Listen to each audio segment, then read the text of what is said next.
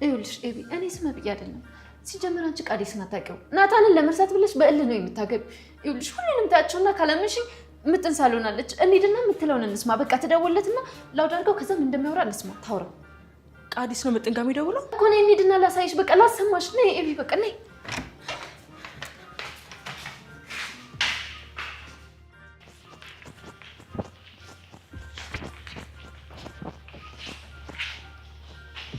ምጥን በያው እንደውይለት አይ እኔ ደውሎልሽ ያውቃል?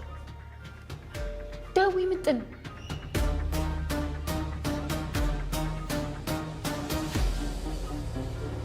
ምጥን ቶሎ በይ ደውይ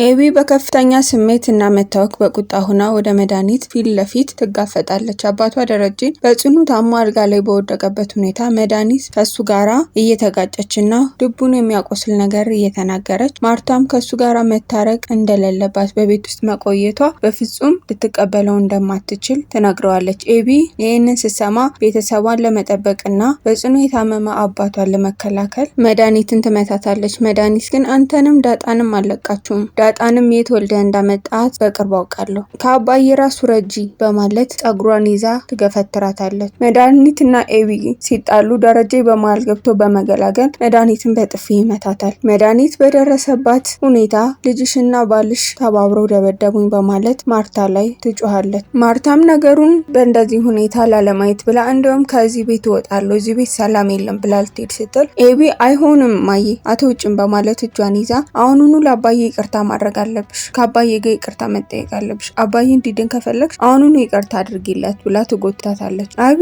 ተረጋጊ ምን ሆነሽ ነው ተረጋጊ እንጂ ያለች ልታረጋጋት ብትሞክርም ኤቢ ግን የበለጠ እየተበሳጨችና እያለቀሰች ተስፋም እየቆረጠች መጣች። ይህንን ስታይ ልጄ ምን ሆነሽ ነው ተረጋጊ እንጂ ተረጋጊ ያለች ታረጋጋት ሞክር ማርታ መድኃኒት በመሃል የአእምሮ በሽታ ሳያጋጥማት አይቀርም ሳይካትሪስት ሊያት ይገባል ትላለች። ይህንን ስሰማ ኤቢ የበለጠ ትናደዳለች። በዚህ ውጥረት መሃል አርጁን ወደ ቤት መጥቶ ቤተሰቡ ደህና መሆኑን ከጠየቀ በኋላ ከገዳም ያመጣላትን እምነት ለኤቢ እንዲሰጥለት ለገዜ ይሰጠዋል። ገዜም አርጁንን የተቀደሰ ባህሪውን መለወጡ ሙሉ በሙሉ መልካም ሰው እንደሆነና ኤቢ እሱን ብታገባ ደስ እንደሚለው በውስጡ እየተመኘ አርጁንን ይሸኘዋል። ገዜም ለኤቢ አርጁን መጥቶ ነበረ ይህንን በረከት ይዞልሽ መጥቷል ከገዳም ይላታል። ከገዳም በማለት ትገረማለች። አዎ ከገዳም አሁን እኮ ልጁ ተስተካክሏል መልአክ በይው ይላታል። አይ ስማው ተስተካክሏል ያው ገዳም መሄዱ ገርሞኝ ነው እንጂ እሺ አምጣው በይደውለሽ አመስግኝው ለምን ግን አላገኘኝም ስትለው ሌላ ልታገቢ ስለሆነ እሱን አይተሽ እንዳትረበሽ ፈልጎ ነው ያው ታውቂው አይደል አርጁንን በማለት ያስረዳታል። ኤቢም በመደሰት እና በመገረም መልካም ስላደረገላት ልታመሰግነው ልደውልለት ትስማማለች። ደረጀ ታሞ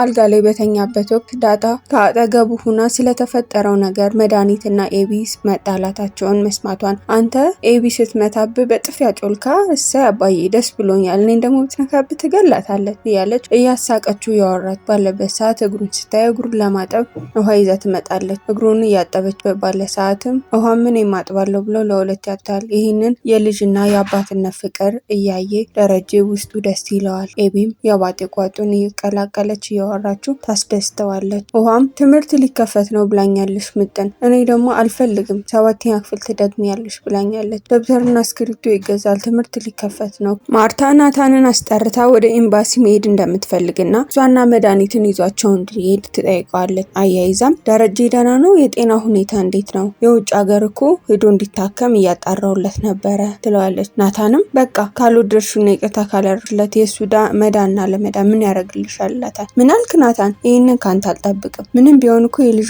አባት ነው። እንዲድንልኝና ደህና እንዲሆንልኝ እፈልጋለሁ። ምንም ላለፉት 20 ዓመታት ቢክዳኝም በዛም ስህተትና በደል በቀላሉ ይቅርታ ማድረግ ከብደኛል። ግን ለምንድነው ደህና እንዲሆን የማልፈልገው ትላለች። ያው ሎጂኩን ብዬ ነው። ምንም ሎጂክ የለውም። እሺ እማዬ፣ አባዬ እንዲድን ከፈለግሽ ይቅርታ አድርጊለት።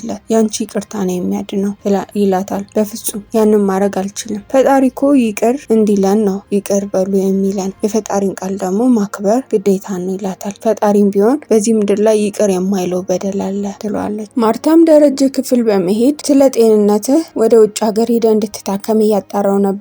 ሆኖም ግን ሀገር ውስጥ ማድረግ እንደምችል አውቄያለሁ። በዚህ 3 ቀን ውስጥ ሰርጀሪ ታደርጋለህ። ተዘጋጅ፣ ራስክን አዘጋጅ ትለዋለች። መናገር የማይችለው ደረጀ በዝምታ ያዳምጣታል። ከሁሉም ነገር ራቅ ለማለት ከመድኃኒት ጋር ወደ አሜሪካ ለመሄድ መወስኛለሁ። ስለዚህ ሁኔታውን አመቻችቼ ሄዳለሁ። ከሆነም እዛው እቀራለሁ፣ ካልሆነም ደግሞ እመለሳለሁ። ሀሳብህን ጻፍልኝ ትለዋለች። ደረጀም እሺ ብሎ ወረቀትና እስክሪብቶን ከተቀበለ በኋላ የጻፈው አንድ ቃል ነበረ። እሱም ይቅርታ የሚል ብቻ። ያንን ባነበብሽ ጊዜ ውስጧ በሀዘንም በደስታም በተለያዩ ስሜቶች ውስጧ ተረበሸባት። ገዜ የማይወዳትና አንድ ቀን ትጠቅመኛለች ብሎ የማያስባትን መድኃኒት አሁን ላይ እየጠቀመችው ይገኛል። አቻ መጥቶ ለዛ እንጥራልኝ ሲለው ለዛ ምንም አታረግልም፣ ቆይ መድኃኒት አሜሪካ ትወስዳለች ብሎ መድኃኒትን ይጠራታል። አቻም ትንሽ ከተግደረደረ በኋላ ከመዲ ጋር ቁርስ ለመብላት ተያይዘው ይወጣሉ። ገዜ ነው ግን ይህንን ያደረገው እኔ ለዛ ለማግኘት ነው የመጣሁት እያለ ቢነግራትም መድኃኒት ግን የራሷን ፍላጎት በጫና በመጠቀም አብራ ቁርስ እንዲበላ ተደርገዋለች። ለዛ አቻ ከመድኃኒት ጋር አብሮ ቁርስ ለመብላት ሲሄድ በቅናት ታራለች። ገዜ ነገሩ ይበልጥ እያጋጋለ አቻውን አገኘ። መድኃኒት እኮ ጉንጩን ስስመው አይቻለሁ በማለት ለዛን ሊያናድዳት ይሞክራል። ይሄ የለዛ ቁጣ ቤቱን በሙሉ እቃውን ታተራምሰዋለች። ቃዲስ የኤቢ እጮኛ ኤቢን አፍቃሪ መስሎ እያታለለ፣ በሌላ በኩል ደግሞ ለምጥን በቴሌግራም የተለያዩ መልእክቶችና ፎቶዎች ይልክላት ነበረ። ዳጣ ኤቢን በመጋፈጥ ቃዲስ እውነተኛ አፍቃሪ እንዳልሆነ ይልቁንም ናታንን ለመሸሽ ስትል እንደቀረበችው፣ አሁን ደግሞ እሱን ማግባት እንዳለባት የራሷ ላይ አደጋ እየጣለች እንደሆነ ትነግራታለች። ኤቢ ግን ከዚህ ቀደም በዳጣ ተናዳባት ስለነበር ልታምናት አትሞክርም። እኔን አትመኝኝ፣ ችግር የለውም ግን በቃ ለምጥን ፎቶ እየላከላት ነው፣ እያወራት ነው፣ ቴሌግራም ይደውልላታል፣ ከፈለግሽ ምጥን ጠይቂያት ሳሎን ነው ያለች፣ አሁኑኑ ትደውልለትና የሚለውን እንስማ ብላ ይዛት ትሄዳለች። ቃዲስ ለምጥን እየደወለ እንደሚጀነጅና በመናገር ኤቢ እውነቱን እንድታዳምጥ ትለምናታለች።